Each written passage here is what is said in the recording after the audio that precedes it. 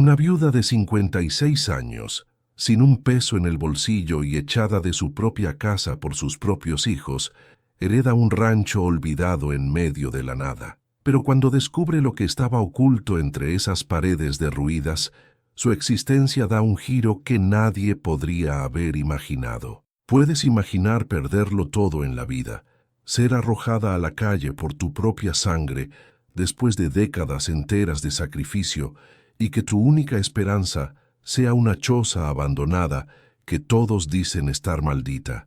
Suena como una pesadilla, pero esta historia sucedió de verdad en el interior de Jalisco, México, en el año 1897. Antes de continuar, quiero pedirte algo. Mientras escuchas esta historia, piensa en las personas mayores que conoces, en sus luchas silenciosas, en todo lo que han sacrificado. Y cuando llegues a la mitad de este relato, te voy a pedir que compartas en los comentarios qué es lo que más te ha impactado hasta ese momento, porque lo que esta mujer encontró en aquel rancho no solo cambió su destino, sino el de muchas otras personas, y el giro final te va a dejar completamente sin palabras. El año era 1897, y México todavía arrastraba las cicatrices profundas de décadas de conflictos y revoluciones que habían dejado al país dividido entre los muy ricos y los extremadamente pobres.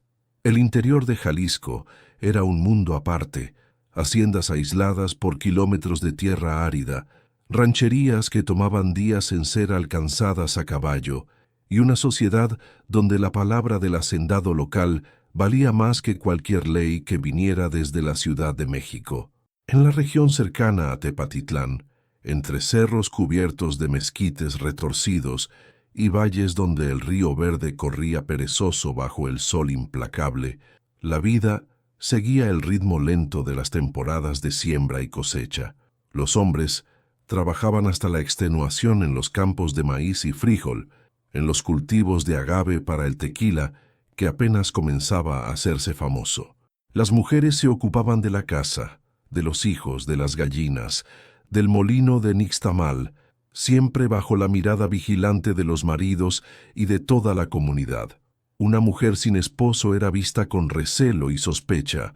Una viuda sin hijos varones que la protegieran quedaba a merced de la caridad ajena o de la crueldad de sus propios familiares que codiciaban lo poco que ella pudiera tener. La jerarquía social era rígida como el adobe seco. Los hacendados en la cima, rancheros medianos justo debajo, pequeños ejidatarios tratando de sobrevivir, y al final, los peones, las lavanderas, las cocineras y los trabajadores del campo que dependían de la buena voluntad de los patrones para no morir de hambre. En aquellos tiempos las noticias tardaban semanas en llegar de un lugar a otro. Una carta enviada desde Guadalajara podía tardar un mes completo en ser entregada. La gente vivía y moría sin jamás salir de un radio de 50 kilómetros de donde había nacido. Y cuando alguien fallecía, sus bienes eran disputados con uñas y dientes, porque la tierra y la propiedad eran todo lo que separaba la dignidad de la miseria más absoluta. Refugio Martínez de Los Ángeles tenía 56 años y un cuerpo que parecía de 70. Las manos curtidas, con las articulaciones hinchadas y deformadas, contaban la historia de décadas lavando ropa en el río, moliendo maíz en el metate, cargando peso que hubiera quebrado a hombres más jóvenes. El cabello, que alguna vez fue negro como la obsidiana, ahora estaba completamente plateado, recogido en un chongo flojo que ya ni siquiera se molestaba en arreglar bien. Su rostro, marcado por arrugas profundas como surcos en tierra seca, tenía una belleza cansada, agotada. Los ojos color café oscuro ya habían llorado todo lo que tenían para llorar.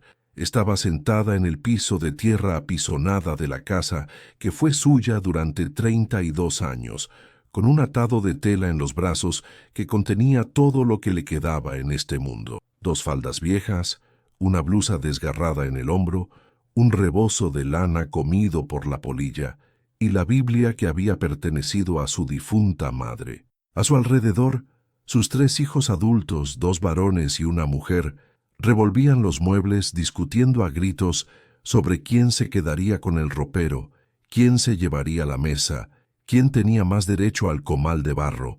«Mamá, ya se tiene que ir», dijo el hijo mayor, Esteban, un hombre de 33 años con panza cervecera y ojos fríos como piedra. «El comprador viene por las llaves mañana temprano». «Esteban, hijo mío, ¿dónde voy a dormir esta noche?», preguntó Refugio con la voz quebrada. «No tengo a dónde ir». «Eso ya no es nuestro problema», respondió la hija Esperanza, una mujer de 30 años con cara de pocos amigos y voz áspera. «Usted debió pensar en eso antes de dejar que mi papá endeudara toda la propiedad. No tenemos dinero para mantenerla, ¿verdad? Apenas podemos cuidar de nuestras propias familias». Era mentira, pura mentira. Los hijos no estaban pasando hambre para nada. Lo que querían era el dinero de la venta de la casa que Refugio había ayudado a levantar, adobe por adobe, cuando se casó siendo apenas una muchacha de 17 años. La casa donde crió a esos 3 desagradecidos, donde enterró a su marido apenas 7 meses atrás. Bernardo Martínez había sido un hombre trabajador en sus buenos tiempos, pero en los últimos años se entregó al tequila y a las apuestas de gallos. Cuando murió de unas fiebres que los curanderos no supieron explicar, dejó deudas que los hijos se apresuraron a pagar vendiendo todo lo que podían, y ahora querían vender la casa también, dejando a su madre sin absolutamente nada. «Pero esta casa también es mía», intentó argumentar Refugio, sabiendo en el fondo que era inútil. «Trabajé en ella toda mi vida. La casa está a nombre de nuestro padre, que era el hombre de la familia», cortó el otro hijo, Jacinto, de 27 años. «Y como él le debe dinero al patrón Aniceto, tenemos que vender para saldar las cuentas. Usted no tiene ningún derecho aquí, ninguno». Refugio sintió el pecho apretarse, como si una mano invisible le estrujara el corazón. 56 años de vida, y ahora estaba siendo desechada como un perro viejo que ya no servía para nada. Miró alrededor de la casa, conocía cada rincón, cada grieta en las paredes de adobe, cada tabla suelta del techo. ¿Cuántas veces había barrido ese piso? ¿Cuántas ollas de frijoles cocinó en ese fogón de leña? ¿Cuántas noches sin dormir cuidando a un hijo enfermo, a un marido borracho, con la preocupación royendo el alma como ratón en mazorca? «Puede irse a la casa de la comadre Josefina», sugirió Esperanza sin mirar a su madre, «o pedir refugio en la parroquia. El padre siempre habla de la caridad cristiana, ¿no?». Pero Refugio sabía perfectamente que nadie quería a una viuda vieja y pobre viviendo de arrimada. La comadre Josefina apenas tenía comida para su propia familia. La iglesia ya estaba llena de limosneros durmiendo en el atrio, y ella tenía demasiado orgullo para quedarse mendigando un plato de sopa, un petate donde dormir. Fue entonces cuando recordó la carta. 3 semanas antes, un arriero a caballo había traído un sobre amarillento con su nombre escrito en una caligrafía temblorosa. Era de un primo lejano de su difunto esposo, un tal Anselmo, que vivía en medio de la nada, cerca de los límites con Aguascalientes. Ella apenas lo recordaba. Había visto al hombre quizás 2 veces en su vida, en bodas de parientes lejanos. La carta decía que Anselmo había muerto viejo y solo, y que le dejaba a ella un rancho que poseía en sus tierras. «Es un lugar sencillo», decía la carta con palabras simples, «pero es suyo, prima Refugio. Haga buen uso de él». En su momento, Refugio ni siquiera le había dado importancia. ¿Qué iba a hacer ella con un rancho en medio del monte? Pero ahora, sentada en el suelo, mientras sus hijos dividían los despojos de su vida como buitres, aquella propiedad distante parecía la única tabla de salvación en un océano de desesperación absoluta. «Me voy», dijo Refugio, levantándose despacio con las rodillas crujiendo de dolor. «Pero no voy a rogarle nada a nadie. Me voy al rancho que heredé». Los 3 hijos se miraron entre sí y soltaron la risa. Una risa burlona, cruel. «¿Ese rancho que dejó el primo Anselmo?», preguntó Esteban todavía riéndose. «Mamá, eso es un hoyo al final del mundo. Nadie ha vivido ahí en años. Debe estar cayéndose a pedazos. Peor que aquí no va a estar, respondió Refugio, amarrando el atado con manos temblorosas de rabia y tristeza mezcladas. Y por lo menos es mío.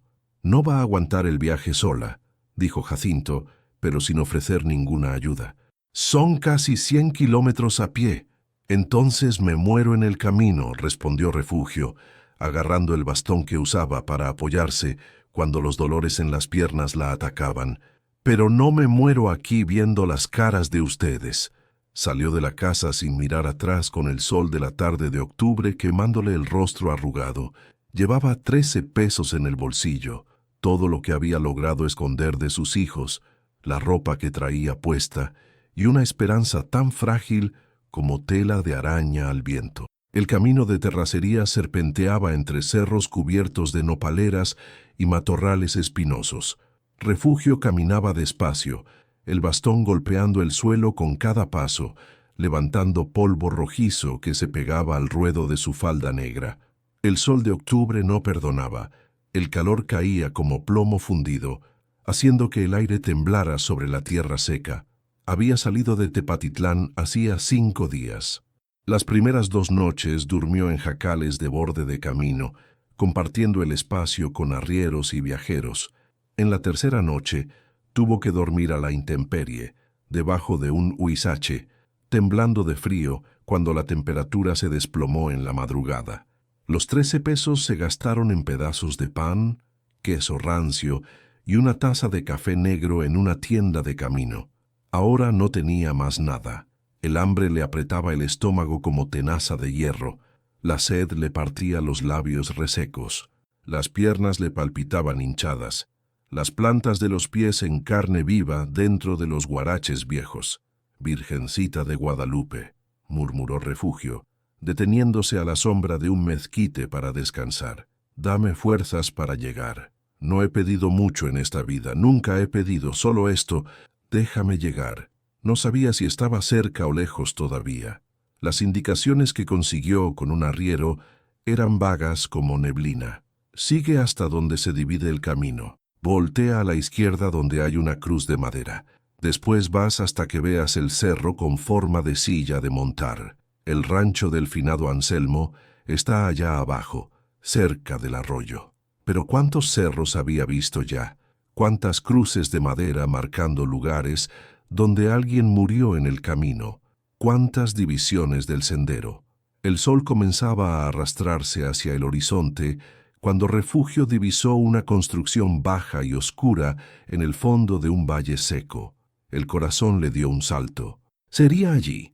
Apuró el paso, ignorando el dolor, ignorando el cansancio que le jalaba los huesos hacia abajo como cuerda de pozo. Mientras más se acercaba, más el desánimo le crecía en el pecho como mala hierba. El rancho era peor de lo que había imaginado en sus peores pesadillas. Era una construcción baja de adobe y carrizo, con techo de palma que se había hundido de un lado, creando un hoyo enorme por donde seguramente entraba la lluvia a cántaros. Las paredes estaban manchadas de salitre y musgo verde, con partes del adobe caídas, exponiendo las varas de carrizo que formaban la estructura como costillas de animal muerto. La puerta del frente colgaba chueca de una sola bisagra oxidada. No había ventanas, solo huecos tapados con pedazos de madera podrida. Alrededor, el monte se había apoderado de todo. Hierba alta hasta la cintura, arbustos espinosos, enredaderas trepando por las paredes como serpientes verdes. Un árbol de mezquite viejo y retorcido extendía ramas secas sobre el techo hundido. Al fondo del terreno, un arroyo delgado corría sobre piedras cubiertas de lama verde. Refugio se detuvo frente al rancho con las lágrimas bajándole por el rostro polvoriento. ¿Era esto? ¿Era este agujero en ruinas lo que heredó? ¿Este lugar olvidado por Dios y por los hombres? Dios mío, susurró con la voz rota. ¿Qué hice para merecer esto? Pero no había tiempo para lamentaciones inútiles. El sol ya se estaba poniendo, tiñendo el cielo de naranja y rojo sangre, y pronto sería de noche, y ella no tenía a dónde ir excepto allí. Empujó la puerta chueca con el hombro. La madera chirrió fuerte. asustando a un montón de murciélagos que salieron volando por los agujeros del techo. Refugio entró despacio, con los ojos acostumbrándose a la penumbra. El interior era todavía peor que el exterior. El piso de tierra estaba cubierto de hojas secas, excremento de animales, telarañas densas como cortinas grises. En el rincón, los restos de un catre, una cama improvisada de varas de carrizo, se pudrían cubiertos de moho negro. Una mesa de madera tosca, carcomida por la polilla, se inclinaba hacia un lado. 3 bancos volcados, un fogón de adobe rajado de arriba abajo y un olor terrible a moho, orines de animal, descomposición. Refugio soltó el atado en el suelo y se dejó caer sobre él con todo el cuerpo temblando. No era solo cansancio físico, era la desesperación absoluta de quien llegó al final del camino y descubrió que no hay nada más allá excepto el abismo. 56 años de vida. Había trabajado desde los 7 años de edad. Se casó a los 17, tuvo 6 hijos, 3 murieron antes de cumplir 1 año, crió a los 3 que sobrevivieron con sacrificio, pasando hambre para darles comida a ellos, vistiendo harapos para comprarles ropa. Y ahora estaba allí, sola, olvidada, en una choza que ni los animales merecían habitar. Debí haberme muerto en el camino, le dijo a la pared sucia de moho. Hubiera sido mejor, más digno. Pero aún diciendo eso, una parte terca de ella se negaba a rendirse, la misma parte que la hizo caminar 100 kilómetros con los pies sangrando, la misma parte que la mantuvo de pie cuando su marido se bebía todo el dinero del mercado, la misma parte que aguantó el desprecio de sus hijos sin bajar la cabeza completamente. Refugio se limpió las lágrimas con el dorso de la mano sucia y se puso de pie. Todavía quedaba quizás 1 hora de luz. Necesitaba por lo menos limpiar un rincón para poder acostarse sin ser mordida por alguna víbora o alacrán. Encontró en el rancho una escoba vieja con la mitad de las fibras caídas, pero que todavía servía. Comenzó a barrer, levantando nubes de polvo que la hicieron toser hasta que le dolió el pecho. Sacó las hojas secas, las telarañas, los excrementos de rata, arrastró hacia afuera los bancos rotos. Cuando la noche cayó por completo, había logrado limpiar un pequeño espacio donde podría dormir sin tanto asco. Abrió el atado, extendió una de las faldas viejas en el suelo como petate, dobló la otra como almohada, se cubrió con el rebozo agujereado. Acostada allí en la oscuridad absoluta de ese rancho abandonado, escuchando los grillos cantar afuera y el crujir de algún animal en el monte, Refugio rezó. No un rezo pidiendo milagros o salvación, solo agradeciendo por estar viva, por tener un techo, aunque fuera agujereado, sobre la cabeza.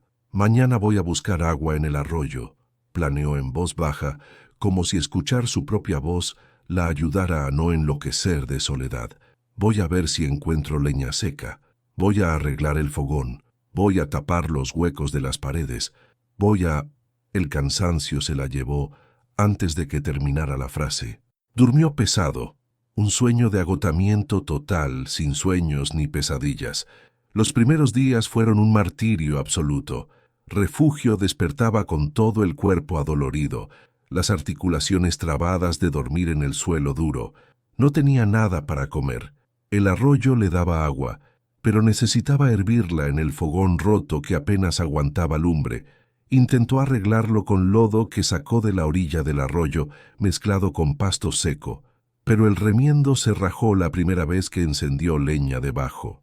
Caminó hasta el pueblo más cercano, un grupito de 10 casas llamado La Cañada, e intentó pedir trabajo, ofrecerse como lavandera, cocinera, lo que fuera, pero las mujeres la miraban con desconfianza, con el rostro demasiado marcado, el cuerpo demasiado viejo, el cabello plateado despeinado. ¿Tú eres la que está viviendo en el rancho del difunto Anselmo?, preguntó una de ellas, una mujer gorda con delantal sucio. Ese rancho está embrujado, ¿sabías? Dicen que Anselmo murió de manera extraña. Lo encontraron muerto en la cama, pero con cara de haber visto al diablo en persona. No creo en esas cosas, respondió Refugio, aunque un escalofrío le subió por la espalda. Solo necesito trabajo, lavo, cocino, coso. No tenemos trabajo, cortó la mujer dándole la espalda. Fue la misma respuesta en todas las casas. Refugio regresó al rancho con las manos vacías, con el estómago rugiendo de hambre. Había comido apenas frutas silvestres que encontró por el camino, guamúchiles medio verdes, un tejocote agrio que le dejó la boca ardiendo. Esa noche, sentada frente al rancho mirando las estrellas, finalmente dejó que la desesperación completa se apoderara de ella. Lloró hasta no tener más lágrimas, lloró por la vida desperdiciada, por los hijos ingratos, por el marido que la amó tan poco, por sí misma, por la mujer que pudo haber sido y nunca fue.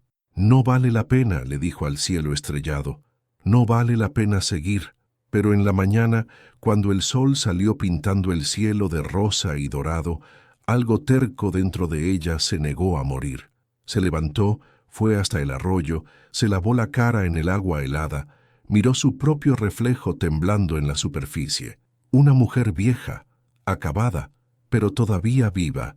Un día más, le dijo al reflejo. Voy a intentar solo un día más. Fue entonces cuando decidió explorar mejor el rancho. Tal vez había algo útil escondido por ahí, alguna herramienta vieja, una olla olvidada, cualquier cosa que pudiera ayudar. La construcción era pequeña, un solo cuarto de aproximadamente 4 metros por 5, pero mientras barría el rincón más oscuro, cerca de donde había estado el catre, la escoba golpeó algo duro debajo de la tierra. Refugio frunció el ceño, se arrodilló ignorando el dolor en las rodillas y comenzó a escarbar con las manos. La tierra estaba suelta allí, como si hubiera sido removida no hace mucho tiempo. Escarbó durante varios minutos hasta tocar algo sólido. Madera, una tapa de madera. El corazón se le aceleró. Escarbó alrededor, liberando los bordes. Era una caja de madera del tamaño de un baúl pequeño, enterrada allí debajo del piso de tierra apisonada. Con esfuerzo, usando el bastón como palanca, Refugio logró levantar la tapa, y lo que vio adentro la hizo tambalearse hacia atrás, con la respiración atrapada en la garganta. Monedas, decenas, cientos de monedas de oro y plata, brillando en la poca luz que entraba por los agujeros del techo, y debajo de las monedas, billetes viejos amarillentos, cuidadosamente doblados, y más abajo todavía, joyas, anillos, collares, aretes, todo envuelto en un pedazo de terciopelo rojo desteñido. Refugio se quedó allí de rodillas en el suelo, mirando aquello sin poder procesar lo que estaba viendo. No podía ser real, debía estar soñando, delirando de hambre. Pero cuando extendió la mano temblorosa y tomó una de las monedas, el metal frío y pesado contra la palma de su mano probó que era real, muy real. Anselmo había escondido una fortuna allí, una fortuna que ahora era de ella. Las lágrimas volvieron, pero esta vez no eran de desesperación, eran de shock, de alivio, de una gratitud tan profunda que dolía en el pecho como herida abierta. «Gracias», susurró mirando hacia arriba, como si Anselmo pudiera escucharla desde donde estuviera. «Gracias, primo, gracias, Dios mío, gracias». Se quedó allí llorando y riendo al mismo tiempo, agarrando las monedas como si fueran las cosas más preciosas del mundo. Y lo eran, porque representaban la diferencia entre morir abandonada en un rancho olvidado o tener una oportunidad de reconstruir su vida. Pero entonces, un pensamiento frío atravesó la euforia como cuchillo afilado. No podía contarle a nadie, absolutamente a nadie. Si la gente del pueblo descubría esto, vendrían a robar, o peor, la acusarían de haber robado ella, de no tener derecho a ese dinero. Podrían hasta matarla para quedarse con el tesoro. Refugio tapó la caja rápidamente, empujó la tierra de vuelta encima, alisó el piso con las manos, después arrastró lo que quedaba del catre sobre el lugar, disimulando todo. Su corazón latía descompasado. Necesitaba pensar, necesitaba planear, pero primero necesitaba comer algo antes de que el hambre la matara, Antes de poder disfrutar esta bendición inesperada, tomó apenas algunas monedas de plata, suficiente para comprar comida sin levantar sospechas, y las escondió en el bolsillo profundo de la falda. El resto se quedaría allí, enterrado y protegido, hasta que ella decidiera qué hacer.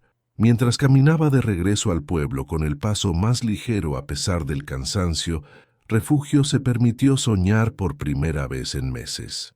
Tal vez podría arreglar el rancho de verdad, comprar tejas, madera buena, hacer paredes decentes, plantar una huerta, comprar gallinas, vivir con dignidad los años que le quedaran. Pero en el fondo de la mente, una pregunta martillaba insistente. ¿De dónde había sacado Anselmo tanto dinero? Un hombre que vivía solo en un rancho miserable en el fin del mundo no debería tener una fortuna escondida, a menos que... Refugio apartó el pensamiento. No importaba. El primo estaba muerto y ella estaba viva.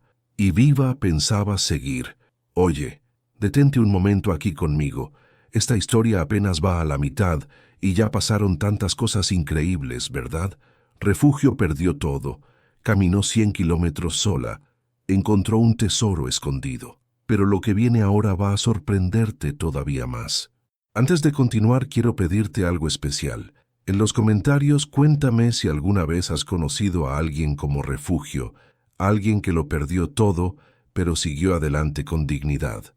O mejor aún, comparte qué harías tú si estuvieras en su lugar con ese tesoro escondido. Me encanta leer sus historias y crear esta comunidad donde todos compartimos estas experiencias. Y si todavía no te has suscrito al canal, hazlo ahora, porque estas historias del México antiguo necesitan ser contadas y recordadas. Dale like si la historia te está atrapando, porque eso me ayuda a seguir trayéndoles más relatos como este. Ahora sí, sigamos, porque lo que Refugio está a punto de vivir cambiará todo nuevamente. En el pueblo, Refugio compró lo suficiente para una semana: harina de maíz, frijol negro, manteca, sal, café, piloncillo, un pedazo de carne seca. El tendero, un hombre delgado con bigote cano, la miró desconfiado. «Pensé que no tenías dinero», dijo pesando el frijol en una balanza vieja. «Conseguí vender un rebozo que era de mi madre», mintió Refugio sin parpadear. Era lo único de valor que tenía. El hombre resopló incrédulo, pero aceptó el dinero. Refugio salió de la tienda con el corazón martillando en el pecho. Necesitaba ser más cuidadosa. No podía llamar la atención. En los días siguientes, comenzó a arreglar el rancho despacio, haciendo solo lo esencial. Tapó los huecos más grandes de las paredes con lodo y pasto. Amarró el techo con mecate para que no volara con el viento. Limpió el fogón y rehizo toda la estructura de adobe hasta que volvió a funcionar. Cortó el monte alrededor de la casa con un machete viejo que encontró tirado en la maleza. Trabajaba de sol a sol, con el cuerpo viejo quejándose con cada movimiento, pero la mente más ligera de lo que había estado en años. Tenía comida, tenía refugio, tenía una reserva escondida que garantizaba su futuro. Era más de lo que tenía 4 semanas atrás, pero la soledad pesaba como piedra en el pecho. Eran días enteros sin escuchar voz humana además de la propia, sin nadie con quien conversar, compartir una comida, reír de alguna tontería. Refugio nunca había sido mujer de muchas amigas, pero siempre tuvo la compañía de los hijos, del marido, de los vecinos. Ahora solo tenía el silencio, el canto de los pájaros, el ruido del arroyo. Por las noches se acostaba en el petate, que había mejorado con pasto seco y hojas suaves, mirando las estrellas a través del agujero del techo que todavía no había arreglado, y se preguntaba si así viviría el resto de su vida, sola, aislada, esperando que llegara la muerte. «Por lo menos muero en paz», se decía a sí misma. «Nadie para humillarme, nadie para echarme. Este lugar es mío». Pero la verdad es que el corazón humano no fue hecho para la soledad completa, y Refugio, por más que intentara convencerse de lo contrario, extrañaba tener a alguien, cualquier persona, aunque fuera solo para intercambiar un buenos días. Fue una mañana de noviembre, casi un mes después de haber llegado al rancho, que su vida cambió nuevamente. Refugio estaba en el arroyo lavando ropa, con las manos sumergidas en el agua helada, tallando una falda vieja en una piedra lisa, cuando escuchó un ruido extraño viniendo de la dirección del camino. Un gemido ahogado, voces bajas. Soltó la ropa y se levantó despacio, protegiéndose los ojos del sol fuerte.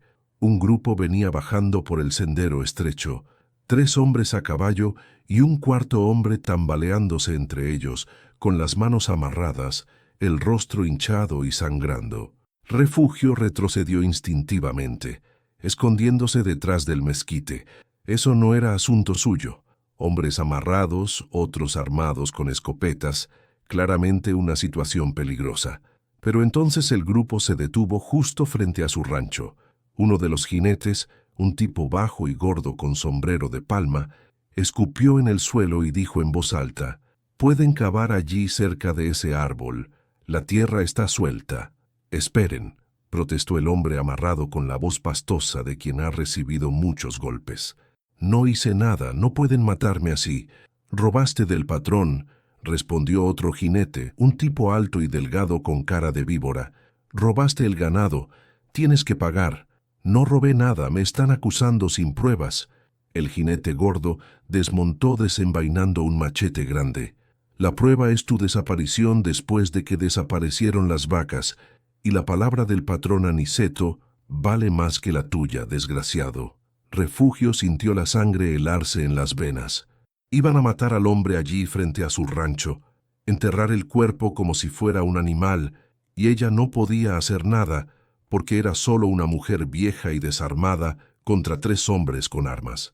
Se quedó paralizada detrás del árbol, con el corazón disparado, queriendo gritar pero sabiendo que si lo hacía podrían matarla a ella también, para no dejar testigos. El hombre amarrado se tambaleó intentando correr, pero uno de los jinetes lo tumbó de un empujón. Cayó de rodillas sollozando. «Por favor, tengo familia, tengo 4 hijos pequeños, por el amor de Dios». «Debiste pensar en eso antes», dijo el jinete delgado apuntando la escopeta al cuello del hombre. Fue cuando Refugio vio el rostro del condenado voltearse en su dirección, los ojos desesperados buscando ayuda que no llegaría, y en esos ojos vio algo que la hizo temblar de la cabeza a los pies. No era un hombre joven, era alguien de su edad, tal vez hasta mayor, 60 años quizás. Cabello canoso pegado de sangre, barba blanca sucia de tierra, arrugas profundas marcadas por el sufrimiento de una vida dura. Y en ese instante, Refugio se vio a sí misma reflejada. Vio a alguien que trabajó toda su vida, que probablemente nunca tuvo nada, que ahora estaba siendo desechado como basura por gente poderosa. Alguien que merecía por lo menos morir con dignidad, no fusilado como perro rabioso. Antes de poder pensar en las consecuencias, salió de detrás del árbol gritando: «¡Paren, paren con eso!». Los 3 hombres se voltearon como serpientes con las armas apuntándole. Refugio casi sale corriendo, pero se obligó a seguir caminando con las piernas temblando, el corazón explotando en el pecho. «¿Quién eres tú?», preguntó el jinete gordo con el machete todavía en la mano. «Soy dueña de este rancho», respondió Refugio, con la voz temblando pero firme. «Y no voy a dejar que maten a nadie en mi propiedad». Los 3 rieron, una risa cruel, burlona. «¿Tu propiedad?», se burló el jinete delgado. «¿De verdad vives en este agujero?». «Vivo y es mío. Lo heredé de mi primo, y ustedes no tienen derecho de hacer nada aquí sin mi permiso». El jinete gordo escupió otra vez y dio un paso amenazante hacia ella. «Escucha, vieja, esto no es asunto tuyo. Regresa a tu agujero antes de que te metas en problemas». Refugio sintió las piernas casi ceder, pero se mantuvo firme. «Si matan a ese hombre aquí, voy a ir al pueblo a denunciar. Voy a contarle al delegado, al juez, a quien tenga que escuchar». «Nadie te va a creer», dijo el tercer jinete, que hasta entonces no había hablado. La palabra de una vieja loca contra la del patrón Aniceto, buena suerte. Pero Refugio notó algo en la vacilación de ellos. Ya no estaban tan confiados.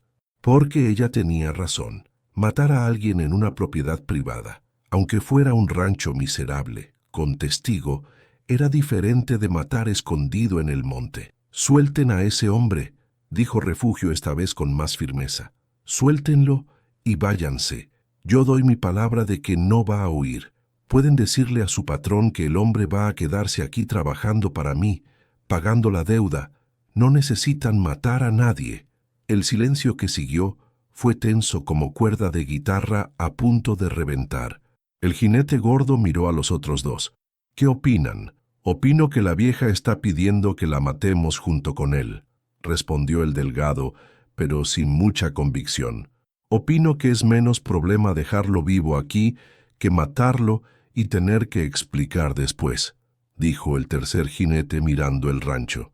«Este lugar está tan lejos de todo que nadie va a venir a buscar al desgraciado de todas formas, y si da problemas después, matamos a los dos». El gordo pensó un momento. Después escupió y guardó el machete. «Está bien, pero si se escapa vieja, regresamos y te matamos a ti también, ¿entendiste?» «Entendí», dijo Refugio, aunque sus piernas temblaban tanto que apenas podía mantenerse de pie. Uno de los jinetes cortó las cuerdas que ataban las muñecas del hombre. Cayó al suelo gimiendo de dolor y alivio. Los tres montaron en los caballos y se fueron sin mirar atrás, levantando polvo rojo. Refugio se quedó allí parada mirando la nube de polvo desaparecer en el camino. Cuando finalmente se movió, las piernas cedieron y se sentó pesadamente en el suelo temblando de la cabeza a los pies. ¿Qué había hecho? Había salvado la vida de un desconocido, pero ahora estaba atada a ese hombre. ¿Y si realmente era un ladrón? ¿Y si la mataba durante la noche para robarle lo que tenía? ¿Y si descubría el tesoro enterrado? El hombre se levantó despacio tambaleándose, escupió sangre en el suelo, se limpió la cara con la manga de la camisa desgarrada. Entonces miró a Refugio con una expresión que ella no pudo descifrar, gratitud mezclada con vergüenza, alivio mezclado con miedo. «¿Por qué hizo eso?», preguntó con voz ronca. «No me conoce». Refugio no respondió de inmediato. Tampoco sabía por qué. Había sido impulso, estupidez, compasión por alguien tan desamparado como ella. «Porque yo también fui juzgada y desechada», dijo finalmente levantándose con dificultad. «Sé cómo se siente, y nadie merece morir de esa manera». El hombre bajó la cabeza, se quedó en silencio por un largo momento. Después dijo tan bajo que ella casi no escuchó: «Gracias, señora, me llamo Mateo». Refugio sintió un apretón en el pecho al escuchar el nombre. No era el nombre de ninguno de sus hijos, pero aún así le recordó que alguna vez tuvo familia, que alguna vez no estuvo sola. «Refugio», dijo ella, «puede llamarme doña Refugio». Y así, sin que ninguno de los dos lo supiera, comenzaba un viaje que los cambiaría a ambos de formas que jamás imaginarían. En los primeros días, Refugio y Mateo apenas conversaban. Él dormía afuera, debajo del mezquite, enrollado en un zarape viejo que ella le prestó. Ella trancaba la puerta por dentro, o lo que servía de tranca, un pedazo de madera atravesado, y dormía con el bastón al lado, lista para defenderse si él intentaba invadir. Pero Mateo no intentó nada. Por las mañanas despertaba antes que ella, traía agua del arroyo, juntaba leña seca, barría el frente del rancho. Cuando ella salía, él bajaba la cabeza con respeto. «Buenos días, doña Refugio». «Buenos días», respondía ella todavía desconfiada. Al tercer día él finalmente habló más que dos palabras. «¿Tiene trabajo para mí? ¿Puedo arreglar el techo? ¿Sabes cómo?» «Sé, trabajé toda mi vida en construcción». Refugio miró el techo hundido, los agujeros que ella no podía alcanzar para tapar. «No tengo cómo pagar», dijo directa. «No necesita pagar. Usted me salvó la vida. Es lo mínimo que puedo hacer». Y así Mateo comenzó a trabajar. Cortó palma nueva en la orilla del arroyo, arregló la estructura de madera podrida del techo, tapó todos los agujeros, trabajó de sol a sol sin quejarse, aunque el cuerpo todavía le dolía de las golpizas que recibió. Refugio observaba de lejos, todavía cautelosa, pero comenzando a relajarse. El hombre parecía honesto, trabajador, y su presencia, por más extraña que fuera, rompía la soledad que se había vuelto insoportable. Al quinto día ella preparó desayuno para dos. Llamó a Mateo a comer en la mesa que él había arreglado y reforzado. Él vaciló como si no creyera que podía sentarse a la mesa con ella, pero terminó aceptando. Comieron en silencio, atole de masa, piloncillo, café negro fuerte. Fue Refugio quien rompió el silencio. ¿De verdad robaste el ganado del patrón? Mateo levantó los ojos del plato sorprendido por la pregunta directa. Después bajó la cabeza. No, señora, no robé. Trabajé para el patrón Aniceto durante 22 años como vaquero. Cuidaba las tierras, el ganado, todo. Pero cuando me puse viejo, cuando los dolores de espalda comenzaron, me corrió sin pagarme nada de lo que me debía. Cuando reclamé, me acusó de ladrón para no tener que pagar. ¿Y tu familia? Dijiste que tienes hijos.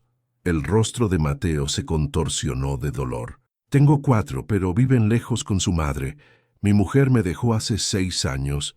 Se llevó a los niños. No aguantó más la pobreza. Se casó con otro.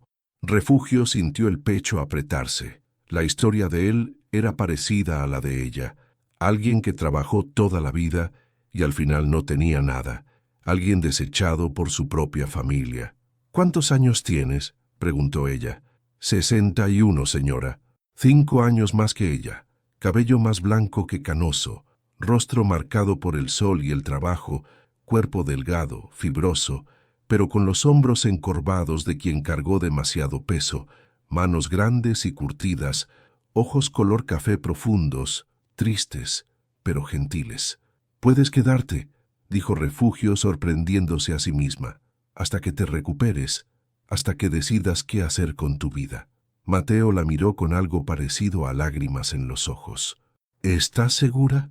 Puedo irme si quiere, no quiero ser carga». «No eres carga si estás ayudando a arreglar este rancho. Entonces me quedo y le agradezco, doña Refugio, desde el fondo del corazón». Y se quedó. Los días se convirtieron en semanas. Mateo trabajó como nunca había trabajado antes. No porque estuviera obligado, sino porque quería retribuir la bondad inesperada de esa mujer. Arregló todas las paredes, reforzó el piso, construyó una cerca de varas alrededor del terreno para protegerse de animales, plantó una huerta con semillas que Refugio compró en el pueblo, limpió el arroyo, haciendo una pequeña represa para facilitar sacar agua. Y poco a poco, casi sin darse cuenta, comenzaron a conversar de verdad. Por las noches, sentados frente al rancho mirando el cielo estrellado, compartían historias. Mateo hablaba del tiempo en que trabajó en haciendas enormes, del ganado bravo que tenía que amansar, de las arriadas que llevó por cientos de kilómetros. Refugio hablaba de la vida de casada, de los hijos pequeños, de las dificultades cuando el marido comenzó a beber. «Nunca pensé que iba a terminar así», dijo Refugio una noche mirando las estrellas, sola, vieja, en un rancho olvidado. «Por lo menos usted tiene un rancho que es suyo», respondió Mateo. «Yo no tengo nada, ni nombre ya. Ese patrón me quitó hasta eso. Tienes la vida y mientras estés vivo puedes volver a empezar». Mateo rió, un sonido amargo.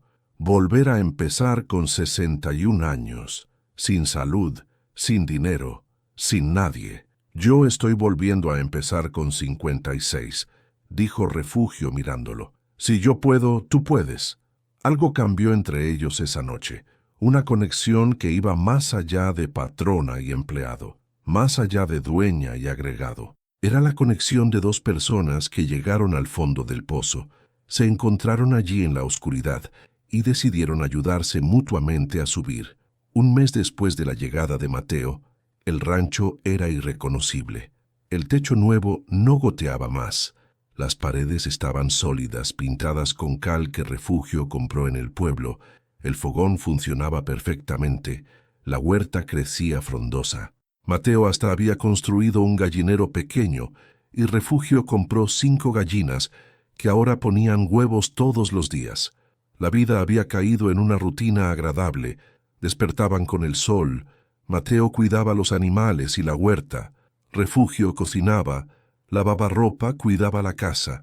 Comían juntos 3 veces al día conversando sobre planes para el rancho, sobre el clima, sobre pequeñas cosas del día a día. Era una vida sencilla, pero era una vida. Y por primera vez en años, Refugio se sorprendió sonriendo de verdad, no esas sonrisas forzadas que daba a los hijos para esconder el sufrimiento, sino sonrisas genuinas. Pero ella todavía guardaba el secreto del tesoro enterrado. Todavía no le había contado a Mateo. Tenía miedo, miedo de que él cambiara al saber, miedo de que la viera solo como fuente de dinero y no como persona, miedo de destruir la frágil amistad que habían construido. Mateo también guardaba un secreto, pero uno diferente.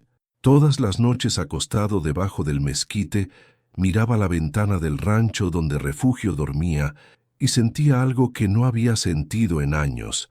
Gratitud sí, pero también algo más. Algo que un hombre de su edad, quebrado por la vida, no pensaba que pudiera sentir otra vez: afecto, cuidado, tal vez hasta el comienzo de algo parecido al amor. Pero era locura pensar en eso. Ella era su patrona, él era solo un agregado, un hombre sin nada que ofrecer excepto trabajo manual, y ella le había salvado la vida por compasión, no por interés. Sería una falta de respeto hasta pensar en algo más. Entonces guardaba esos sentimientos, así como ella guardaba el secreto del tesoro, y ambos continuaban la rutina como si nada estuviera cambiando entre ellos, hasta que el pueblo descubrió. Fue la mujer gorda, la misma que había rechazado darle trabajo a Refugio semanas antes, quien esparció la noticia. Había ido a sacar agua del arroyo que pasaba cerca del rancho y vio a Mateo y Refugio trabajando juntos en la huerta, riendo de algo. Regresó al pueblo con la lengua suelta. ¿Vieron? La viuda vieja está viviendo con un hombre, solos en ese rancho. ¡Qué vergüenza! ¡Qué falta de decencia! La noticia se esparció como fuego en zacate seco. En 2 días todo el mundo en la cañada estaba comentando: la viuda sin vergüenza, el vago que vivía con ella, escándalo, pecado, indecencia. El padre del pueblo, padre Ignacio, un hombre de 65 años con cara de pocos amigos, apareció en el rancho una tarde de diciembre. Llegó a caballo vistiendo sotana negra polvorienta, el rostro rojo de sol e indignación. Refugio estaba lavando ropa en el arroyo. Mateo arreglaba la cerca. Ambos vieron al padre llegar y sintieron el estómago revolverse. «¡Doña Refugio!», gritó el padre desmontando con dificultad. «Necesito hablar con usted». Refugio soltó la ropa y se acercó secándose las manos en el delantal. «Buenos días, padre Ignacio». «Buenos días, nada», explotó el padre. «¿Qué historia es esta de que está viviendo en pecado con este hombre? Una viuda, una mujer cristiana». Refugio sintió la cara arder de rabia y vergüenza. «Padre, no es lo que están pensando. Mateo trabaja aquí, solo eso. Trabaja». El padre miró a Mateo con desprecio. «Vive aquí, es lo que escuché. Solos, sin matrimonio, sin decencia. Esto es pecado mortal, doña Refugio. Usted se va a quemar en el infierno». Mateo dio un paso adelante con el rostro rojo. «Con todo respeto, padre, doña Refugio me salvó la vida. No hago nada que la falte al respeto». «Silencio», cortó el padre. «No hablé contigo, vago». Y volteándose hacia Refugio: «Si usted tiene algo de vergüenza, manda a este hombre lejos hoy mismo o se casa con él en la iglesia. Son las únicas opciones. Si no, voy a anunciar en la misa que usted es una pecadora y ninguna persona de bien debe hablarle». Refugio tembló de rabia. «Usted no tiene ese derecho». «Sí tengo. Soy representante de Dios en este pueblo, y no voy a dejar que el pecado se apodere de mi rebaño». El padre montó en el caballo y se fue dejando una nube de amenazas en el aire. Refugio se quedó allí con las piernas temblando, el corazón disparado. Mateo se acercó despacio. «Doña Refugio, me voy a ir. No quiero causarle problemas». «No», dijo ella sorprendiendo a los dos. «No te vas, este rancho es mío. Estás aquí porque yo lo permito. Y si ese padre o cualquier otra persona no le gusta, El problema es de ellos. Pero van a hacer su vida imposible, argumentó Mateo. Van a dejar de venderle comida, van a esparcir chismes, Déjalos hacer lo que quieran, cortó Refugio más enojada de lo que había estado en meses. Ya fui juzgada por mis propios hijos. No voy a ser juzgada por extraños. Pero esa noche, acostada en la oscuridad del rancho, Refugio no pudo dormir. Sabía que el padre no estaba jugando. Todo el pueblo le iba a dar la espalda, y aunque tenía dinero escondido, dependía del pueblo para comprar cosas esenciales. Si dejaban de venderle, tendría que ir hasta la ciudad más cercana que quedaba a 3 días de camino a pie. ¿Y Mateo, se iría de verdad por esto? ¿La dejaría sola otra vez? La idea dolió más de lo que esperaba. En pocas semanas se había acostumbrado a su compañía, a las conversas, a su risa, a la sensación de no estar completamente sola en el mundo. Afuera, Mateo tampoco dormía.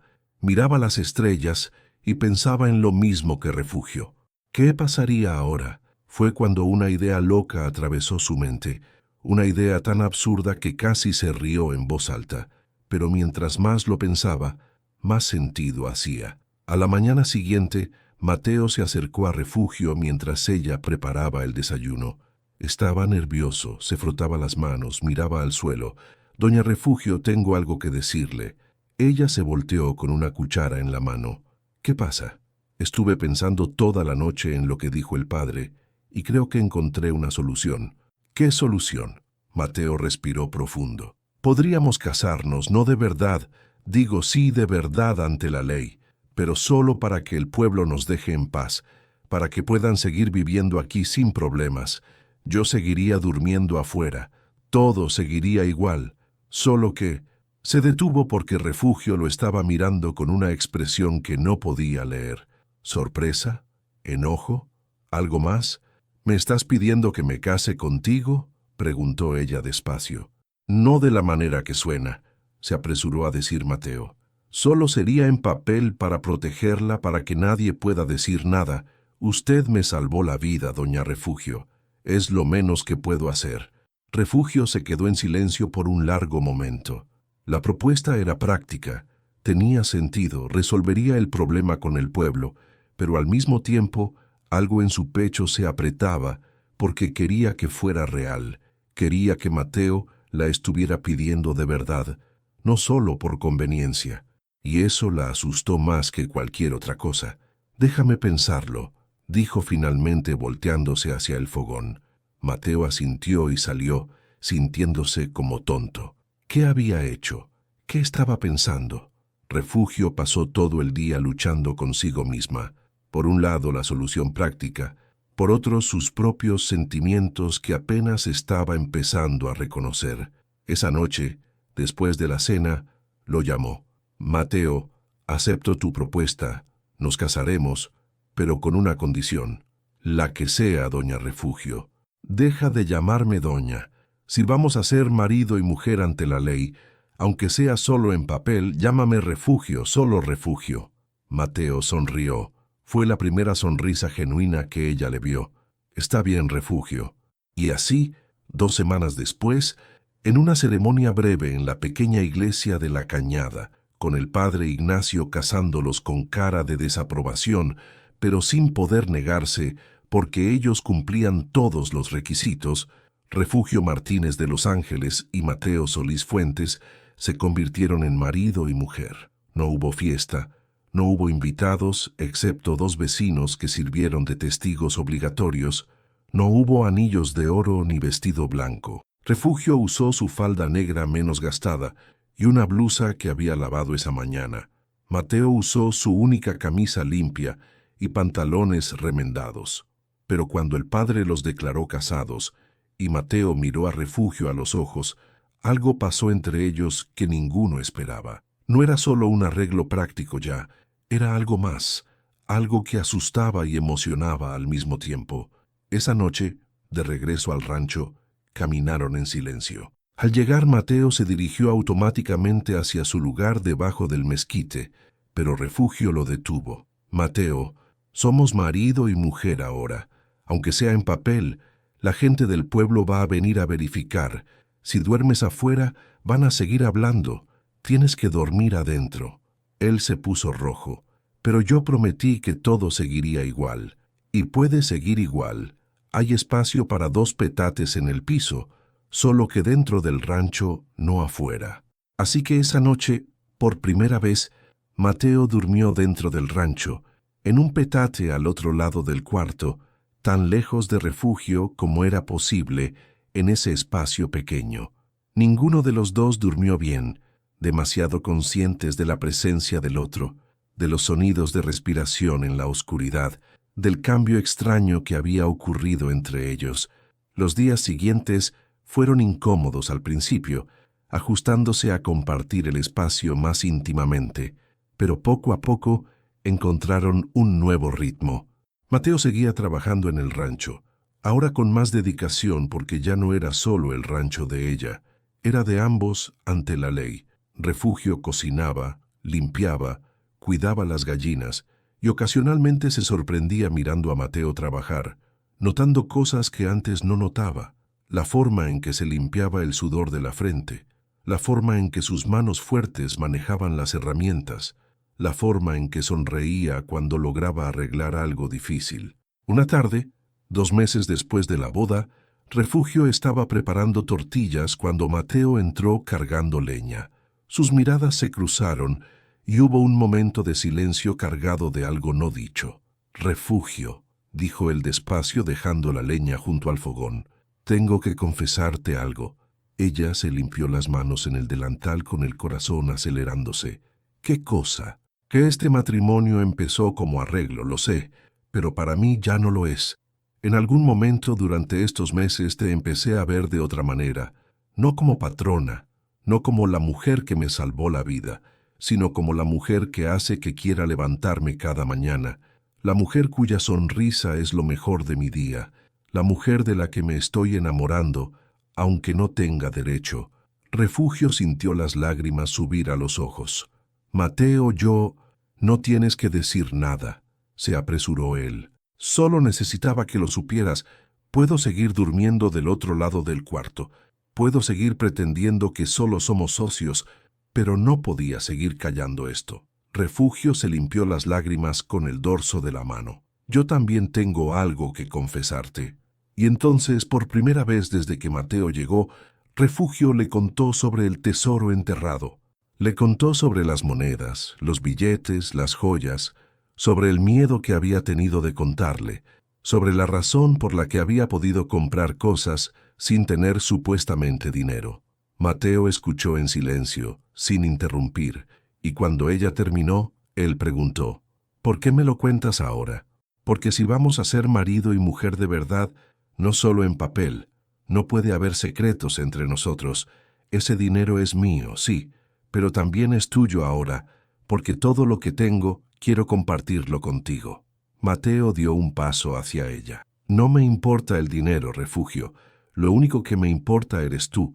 Podríamos ser pobres como éramos antes, y yo sería feliz siempre y cuando esté a tu lado». Y entonces, en ese rancho que había sido testigo de tanto sufrimiento y soledad, 2 personas rotas por la vida se encontraron de verdad, no solo compartiendo espacio o trabajo, sino compartiendo corazones.